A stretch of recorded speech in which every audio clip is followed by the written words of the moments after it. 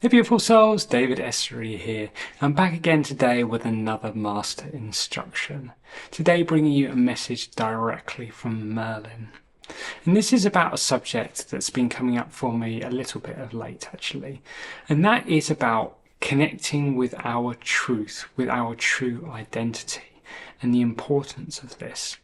Because, as we go through our lives, we kind of create this image for ourselves, which usually is built up based on other people's opinions of us, or from things that we've learned from other people around the world, our upbringing, from our family, from our friends, from people at school, from our teachers.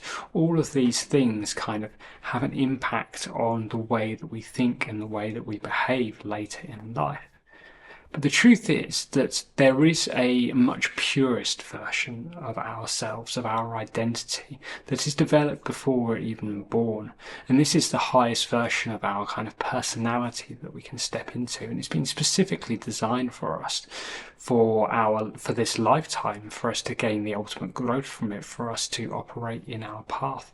And when we connect with this, when we begin to recognize this kind of perfect identity within us and begin to embody it, it can move us to a place of kind of acceptance and love, which of course is so important. Until we learn to love ourselves, we're never going to give ourselves the proper time, space, peace, energy, all of the things in order to bring joy into our lives. And for so many of us, especially people watching this, myself included, we have identified ourselves with the path of service, which often means that we put ourselves on the back burner. But learning to, truly accept ourselves for who we are, and then eventually learning to love ourselves, can bring such a massive shift to our lives. And I wanted to ask directly for guidance on this subject, because it is something that's been on my mind of late. And the wonderful Merlin has stepped forward. I'd like to share his message with you all. This is what he had to say. There are few things more important to understand in life than one's self. To live one's whole existence without fully understanding and accepting oneself would be akin to trying to operate a piece of heavy machinery without reading the instructions. Such is the importance of this truth, that those who do not attempt to know thyself are doomed to repeat the cycles of old, ever growing in their own self-dissatisfaction. When a soul incarnates into physical, they bring with them a set of personality traits that define who they are in this lifetime. They are chosen under three main parameters. What is to offer the soul the ultimate path of growth? What is to assist the soul to fulfill their mission for this lifetime? And finally, they will draw unto them certain characteristics that are in natural alignment with their soul, for each soul is unique, just as each personality. These traits come together to form a blueprint of sorts for the highest version of you.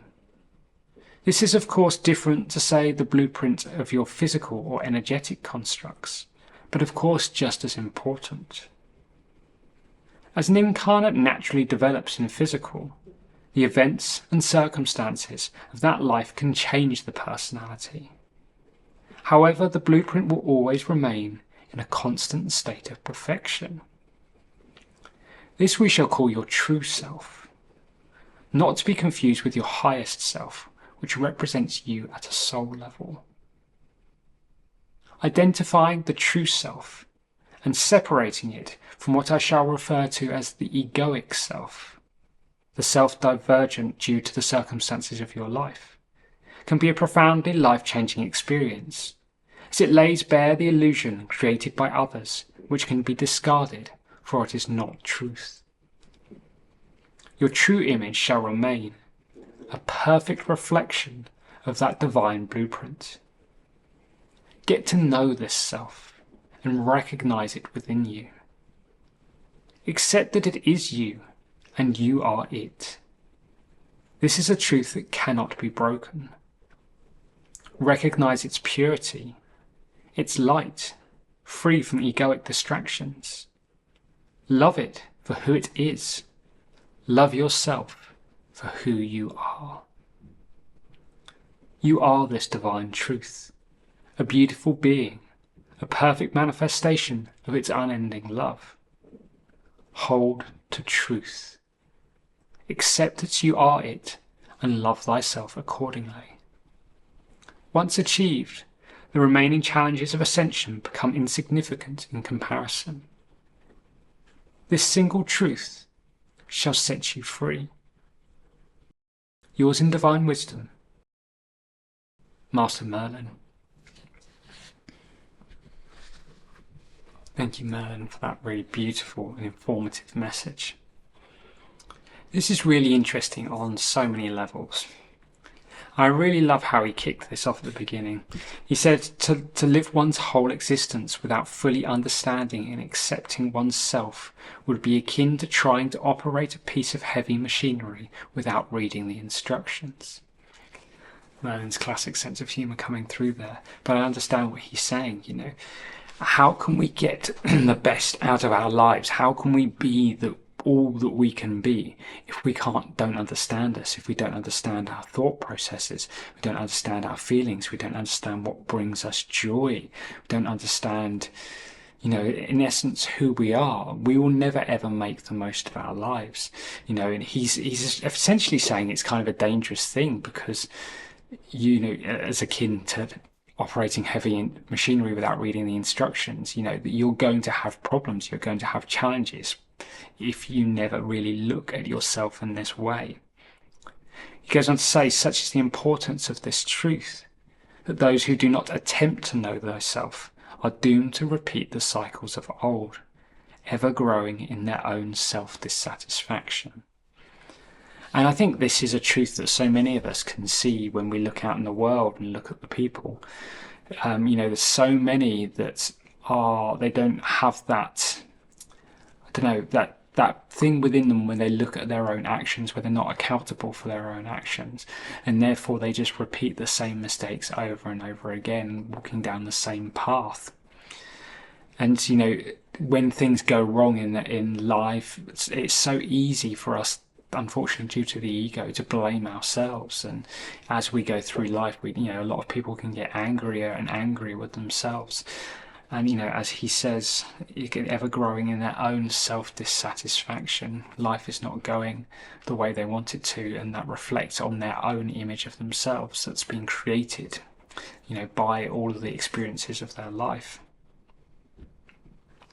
He goes on to break it down, you know, roughly as I said at the beginning, and, you know, before you incarnate, before you come down to earth, essentially, you have a plan for your whole life. You know, it's not necessarily a detailed, this is going to happen, this is going to happen, this is going to happen, but there's major life events that you plan out, certain challenges that you want to try and overcome, for instance. And you'll even plan out certain other people who you're going to interact with in this life who will, you know, trigger you into these certain learning situations, whether that's a good thing or a negative thing. From a higher perspective, it's always a good thing because it's about soul growth. And, you know, as Merlin said here, we also pick certain traits about our personality that will lead us into learning those lessons, perhaps making those lessons more challenging, or just bringing them to the surface. He then goes on to say, you know, another thing is traits that will assist us with our main pathway in this lifetime. For instance, if you're going to be a teacher, you know, you're going to want to have quite a charismatic personality so that you're able to talk, you're able to explain things in a good manner. Whatever it is, whatever's appropriate for your lifetime, you need to have those skill sets. And lastly, he says that you will draw characteristics from your soul, because every soul is unique. You know, we are essentially all made up of the same light at the end of the day, but you know, we see this when we're working with the Ascended Masters. You know, each one have their own individual personalities. And he goes on to say these traits come together to form a blueprint of sorts for the highest version of you. So this is essentially like a divine image for the perfect version of your personality, where if we are able to wash away all of the falsehoods that we learn throughout childhood or even our adulthood, things that we take on from other people, from our parents, from friends, etc., etc., we could take all of that away, we'd be left with this perfect blueprint of the best possible version for us to not only have great soul growth, but to fulfill our mission. And yeah, he does call out some important distinctions here. He says that this it says different blueprint to your physical or energetic constructs, but of course, just as important, we often talk about blueprints. So the Abman-Cabman blueprint, for instance, is the blueprint for the shape of the human being, for the physical body: 2 arms, 2 legs, head, torso, the organs, etc. That we have a blueprint for that. We have a blueprint for our energetic systems, which of course are always evolving. 4 primary bodies, 15 chakras, etc. is all part of a blueprint. This is a different blueprint entirely. And he says that he will call this the true self, but not to be confused with your highest self, which represents you at a soul level. So if we go back to the hierarchy, for instance, we have the monad, high up the ladder to source, shall we say. We have a monad, which is kind of the absolute highest version of you, and it's pure light. And that gets split up. The monad gets broken up into 12 souls. These 12 individual souls belong to that one monad. So you could say that these souls within heart here are part of the same monadic family, or they are monadic brothers and sisters. You then have, within each soul, you have 12 personalities. And these are kind of individual manifestations of that soul, 12 individually different people, essentially. And that's where our soul family comes in. These are you and the other 11 people that make up your soul. These are your soul brothers and sisters, meaning that overall there are 144 personalities within your monad, including you. And he's referring to this as your true self being, if we go down the tree, not the monad, not the soul, the personality. This is your true self. Your highest self, as he says, he would refer to at the soul level. That's who you are as a greater soul. So it gets a bit confusing. He mentions self in a lot of different forms here. So I'm just going to try and break it down and make it a little bit easier to understand. And he goes on to say, identifying the true self and separating it from what I shall refer to as the egoic self. It's another self. And he calls this the self-divergent due to the circumstances of your life. So essentially this is what I'm saying when, the people in our life, our parents, our family, our friends, the people we go to school with, we learn all of these things, we get called names, we're told one thing or another, and we begin to build this image for ourselves where we're not good enough or we're not worthy and all of these different things. This is what he's calling the egoic self, which is divergent due to the circumstances of your life. And he says, just to reiterate, identifying the true self and separating it from what I shall refer to as the egoic self can be a profoundly life-changing experience, as it lays bare the illusion created by others, which can be discarded, for it is not truth. So going through this process of identifying our true self allows us to basically, take 2 halves and go like that. This is my true self. This is my egoic self. This is not true. This is an illusion. I don't need this. I'm going to throw that away. This is the image for me. This is how I want to recognize myself. This is who I am, my true self. And this is quite a profound and life-changing experience because we no longer need to judge ourselves by all of those things that we know are illusion. He says your true image shall remain a perfect reflection of that divine blueprint. Get to know this self and recognize it within you. So when you do this, when you identify your true self, take a look at who you are. as you know yourself as the egoic self, and recognize those traits from your true self within you. Recognize that that's who you are without all of the illusion. Accept that it is you and you are it. This is a truth that cannot be broken, he says. Recognize its purity, its light, free from egoic distractions. Love it for who it is. Love yourself for who you are. The incredible, wonderful, truest version of you. He says you are divine truth, a beautiful being, a perfect manifestation of its unending love.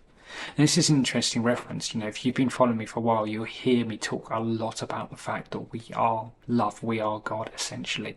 If you go deep enough down within our systems, within the heart, what you will find is the pure light of God. That's what gives us life.